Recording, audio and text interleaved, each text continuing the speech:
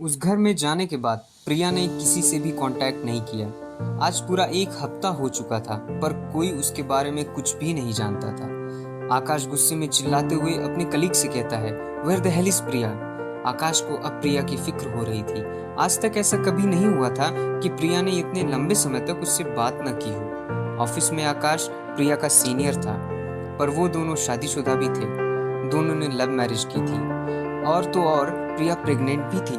पर ये बात किसी को भी पता नहीं थी, सिवाय उनके कुछ दोस्तों, परिवार और ऑफिस वालों के। श्रवण, जो आकाश के साथ ही काम करता है, कहने लगा, चिंता मत करो यार, प्रिया ठीक होगी। वो कोई बच्ची नहीं है, वो सबसे अलग है, एक सीबीआई एजेंट है, उसे कुछ नहीं होगा।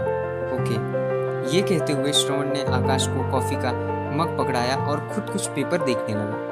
तभी कोई उन दोनों के पास आता है और उन्हें कुछ देता है और कहता है, सर ये आपके लिए आया है, देख लीजिए। श्रवण और आकाश एक दूसरे की तरफ देखते हैं। श्रवण ने बॉक्स अपने हाथ में पकड़ा और उसे खोलने लगा, पर तभी आकाश ने उसका हाथ पकड़ा और कहने लगा, रुको श्रवण, तुम्हें यकीन है कि ये हमें खोलना चाहिए?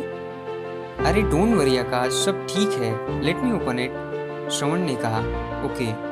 ये कहते हुए श्रवण ने वो बॉक्स खोला और तभी जोर से चिल्लाया, oh my God, what the hell is this. वो बॉक्स अंदर से पूरा खून से लथपथ था और अंदर एक नोट था जिसमें लिखा हुआ था कि बचा सकते हो तो बचा लो। श्रवण ने उस नोट को पढ़ा और आकाश की तरफ देखकर बोला, आकाश ये क्या है? कौन इतना हैवान हो सकता है? इतना घटिया काम कौन कर सकता है? दोनों के दिमाग में सिर्फ एक ही बात आ रही थी कि कहीं ये प्रिया से रिलेटेड ना हो।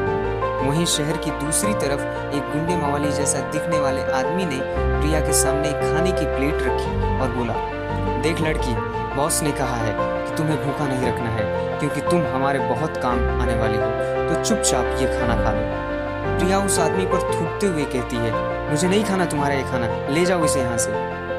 फिर वो आदमी प्रिया के बालों को जोर से पकड़ते हुए कहता है, बहुत चर्बी है ना तुझमें, अभी तुझे दिखाता हूँ। ये कहते ही उस आदमी ने प्रिया को जोर से थप्पड़ मारा, जिसकी आवाज दूसरे कमरे में बैठे लड़कों को जब आई तो वहां से एक लड़का जल्दी से आया और बोला, अरे भाई ये क्या कर रहा है तू? बॉस ने कहा है कि ये माँ बनने वाली है, हमें इसे कुछ नहीं करना है, और पता है ना ये हमारे आज़ादी की चाबी है। चल छोड़ दे इसे, नहीं खाना इसे तो रहने दे, हमने अपना काम कर दिया ना, चल तू यहाँ से। उन दोनों के जाने के बाद प्रिया खुद से ही कहने लगी, हाँ, इन लोगों को कैसे पता कि मैं प्रेग्नेंट हूँ? प्रिया ने वो खाना देखा जो उसके सामने रखा था और सोचने लगी कि इस हालत में मेरा भूखा रहना ठीक नहीं होगा, मुझे ये खाना खा ही लेना चाहिए। और वो प्लेट उठाती है और खाना खाने लगती है।